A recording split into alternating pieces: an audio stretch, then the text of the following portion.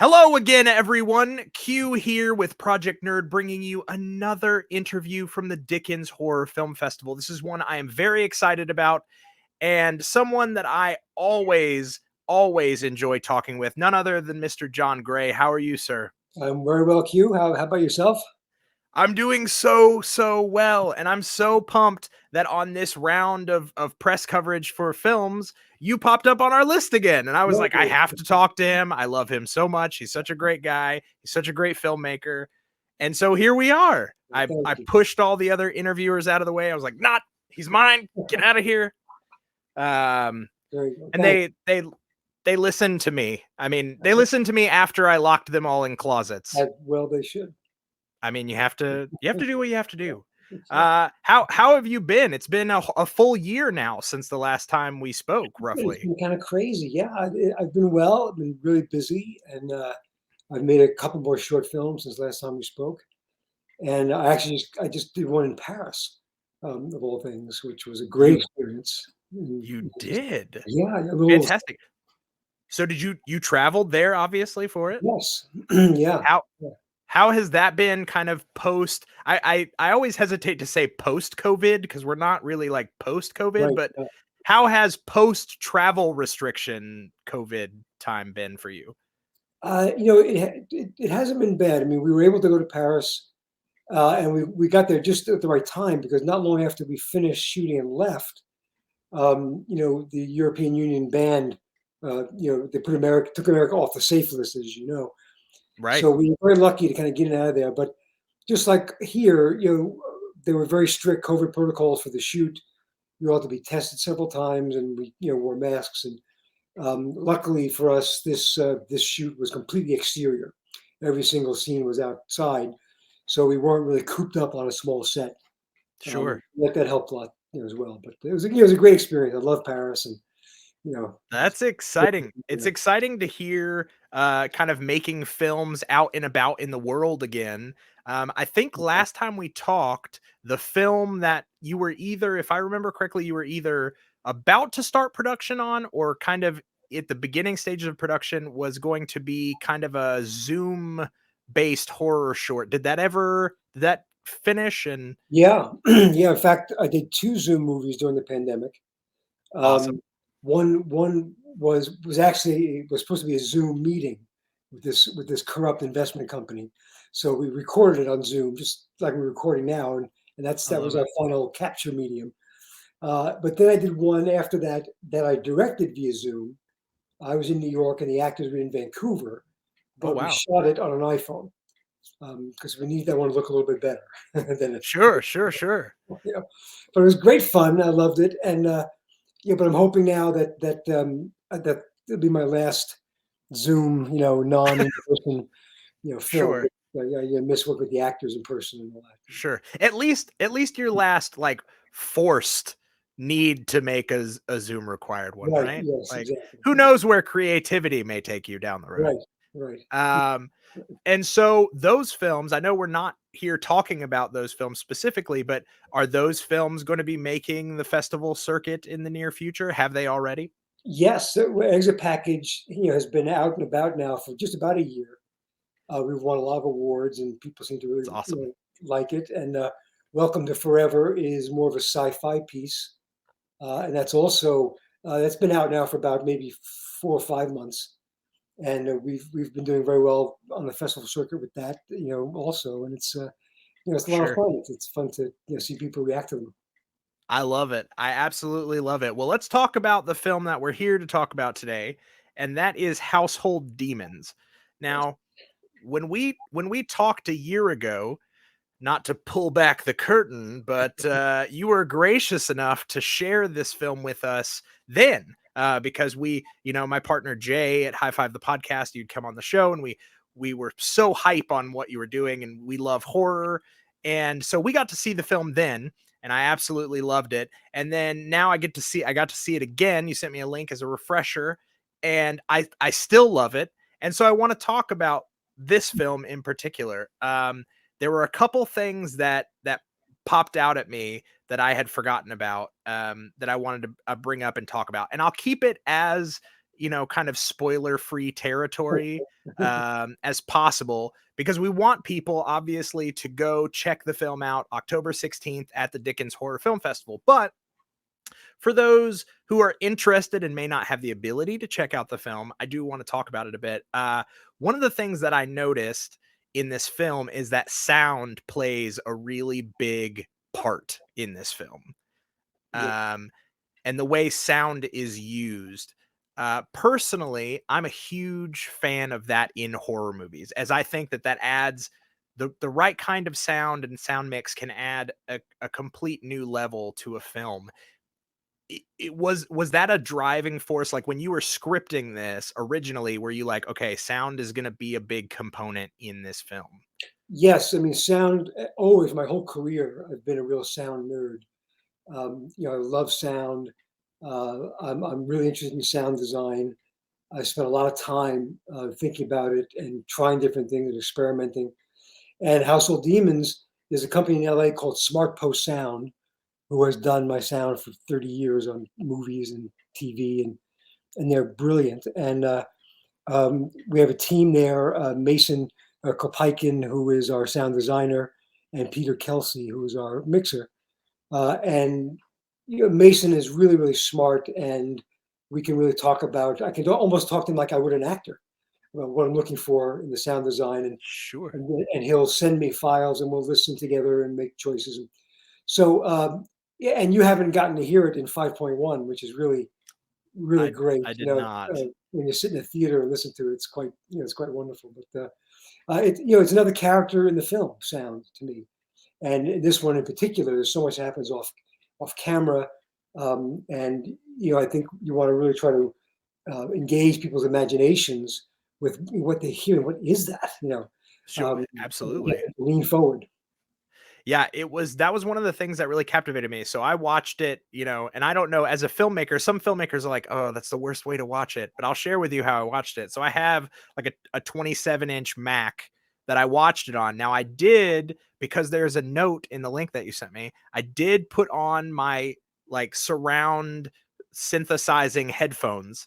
So I Right. watched it with headphones, as large of screen as I possibly could without like casting it to a television somewhere, Yeah. um, and was totally engaged, like 100%. The sound was, I mean, it freaked me out. There were a couple moments where a sound would happen, and I mean, it just like I got chills going on, just like, oh, that's creepy. Um, One of the other things that I noticed, so I guess we should explain for some people who haven't seen the film.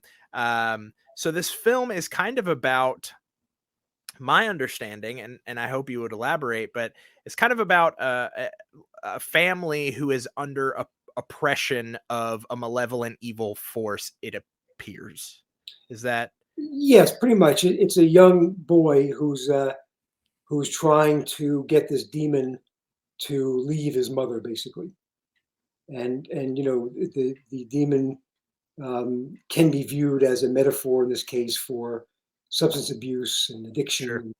and that kind of thing. So it's really this poor kid has a lot on his shoulders in this Yeah, movie. and I will say that that translated well. Sometimes I'm nervous to like put that deeper kind of dive onto a movie, because I've done that before and had people go like, I mean, that's not it. That sounds kind of pretentious, but that's not it.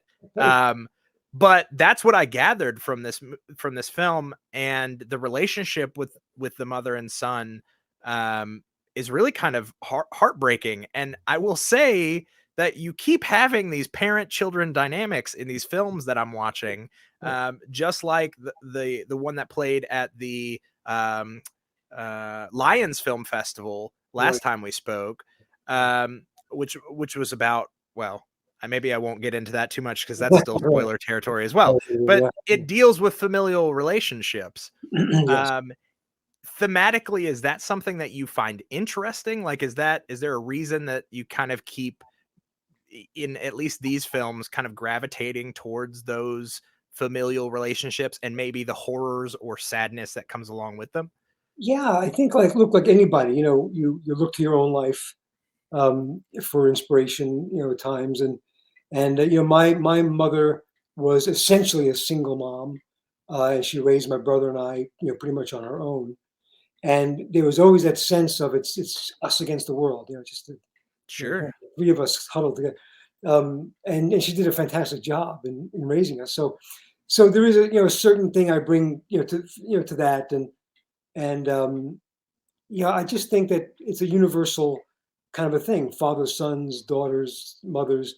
Everyone's got some sort of a touchstone about those things that resonates with them.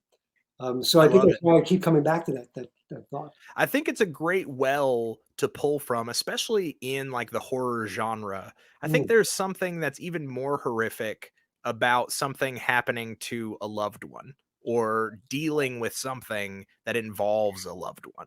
yes. Um, and especially that fear that is inherently there from a child's perspective, viewing their parent who is under this kind of oppression. Um, Yeah. I think that Well, that adds a lot to it. yeah, yeah. I think so too. And you know better than anybody that good horror really has to be about characters. It really has to be about the Definitely. relationships and who they are, and you're not just about scares, because the scares don't really mean anything without caring about the people involved. Sure. So and I was very fortunate with my cast. There were wonderful Luke Bonifant and Colleen Clinton are just wonderful actors, and they got the story and brought a lot to it. They were absolutely fantastic. That was actually gonna be the next thing I touched on is I thought the cast was excellent. I mean, they really sold this relationship and these things that they were going through. Um, and I will say that, aside from the kind of obvious physical cast, there is another cast member who appears in this film, um, who is pretty disturbing. Who is that voice that we keep hearing? That's actually my voice. I thought it was. Leading question. It's due to productions here. Yeah, no, I love that. That's Yeah. awesome. And of course, Where it's treated and it's sure. but Where did the kind of design for that character's element, where did that come from? I was just kind of it's always a challenge of how do you do a creature that's fresh, that hasn't Sure, been done a million times, and I started thinking about trees and how scary trees can be, and for also sure. the kind of another metaphor of the family tree and this kind of thing. And so uh, I started taking pictures of various trees in my neighborhood and just how kind of frightening they were. And Armin Kevorkian is uh, my visual effects supervisor, who's a wonderful guy and super talented. And his company Encore Hollywood did our visual effects, and always great. And so we kind of traded photos back and forth what we thought this creature could look like, and it kind of evolved from literally a tree Sure. to more of a humanoid form with branch-like arms and that kind of thing. So it took a lot. It was quite a bit of back and forth, and a lot of collaboration. And my producing partner, Melissa Peltier, is also my bride. She also had just a lot of brilliant ideas about what the creature should look like and feel like. And so, we were able to just have this great back and forth collaboration until we found something that we liked. I loved it. I will say that it was very successful. It's a very Good. unsettling visual. Good. Uh, I do think I 100% got the kind of organic feel to, and that I think there's a level of creepiness too that is kind of injected into something when it feels organic. It's not like this completely alien looking thing. There is something recognizable about it. In this case, this kind of tree like, branches and so I think that makes it even more unsettling because it's like it takes something you know and are familiar with and it turns it into something that you do not know and don't want to be familiar with. Right. Right. And I absolutely loved it. Good. Yeah, I mean, the film as a whole, I love shorts especially, or any sort of medium that takes place in like a single location, and this one does. It kind of takes place really almost in one room, essentially. Mm. Um, but I want to ask, there was an effect aside from the effect that we just discussed. There was a very much more gruesome effect that was kind of brought up several times. Um, when it comes to, and I would consider this, I have a weak stomach when it comes to like gore in films. I love it and I want to see it, but I also am just like, oh gosh, that's so cringy. Are you, would you consider yourself like a fan of gore in horror films or gore visual effects? What kind of brought that, Yeah. because that in particular, that effect Yeah. is Right. is it made my skin crawl. Good. Well, that's good. And the answer is no. I really don't. I'm not a big gore person. I don't like torture porn. I don't like slasher movies in that way. I prefer sort of like gothic horror. I prefer Sure. psychological horror. But I felt like this was really appropriate for this character because it exhibited her own self-loathing Yes. and this desire to self-harm. And her whole life has become about that, alienating her kid, destroying her own body. Sure. So it really felt like that was a way to. I'd never seen that before, so there was that. Neither had I. And now I can't unsee it. Right, Um, right. I will say too, and I'm gonna tread lightly here because I don't want to get into, like I said, any like real heavy spoiler territory. But um, I would say that the film ends kind of open-endedly. Would you say that that's a fair assessment? Yes, that's the intention. I think sometimes writers have to be careful, and in films they have to be careful, because sometimes an open-ended ending can be read one of two ways. One, as long as it works in the story, it's successful and it adds to the story. But I think sometimes too it can kind of feel like a cop out. Like instead Mhm. of answering questions, it's up to you. Right, right, Um, right. and so uh, two that's I guess that's a twofold question. One is, are you a fan of open-ended endings in film? And two, when you decided on the ending for this film, was that like how did you arrive at deciding, okay, I'd rather the audience kind of take that journey and figure it out for themselves? Well, to answer your first question, I do. I like open-ended endings. As you said, if they work, if they don't feel like a cop out, but they feel like it would be false to give it an ending. you know, Sure. and that's sort of how I felt about this movie. And I also think open-ended works particularly well with short films. Again, if you have set it up correctly, which I hope you did. Uh, but it struck me that the life of this kid, without revealing too much, we don't really know. I mean, he saved the day for the moment, but it's really going to be up to the mother whether or not this is going to happen Yeah. again. And so I felt like it would be false to leave you with a sense of like it's all going to be fine because Sure. he doesn't know and she doesn't really know. We'll just have to see what happens tomorrow, when they come Sure. back from school later. Yeah, I love that. And honestly, so not to leave you in suspense, I totally thought it fit in this scenario. I good. thought it was very successful. I thought this was a very appropriate. And because, like you were talking about, with kind of the themes that you're dealing with in this film, I think very rarely are those sort of situations cut and dry. Very rarely do they have a finite solution. Yeah, Um, and so I thought that that thematically fit perfectly with kind of what you're dealing with. yeah, Um, yeah. I love that. Is this a film, because it tells such a contained story? Is this one that you would like to bring into like a feature length at some point? Yeah, it's funny. I never intended that.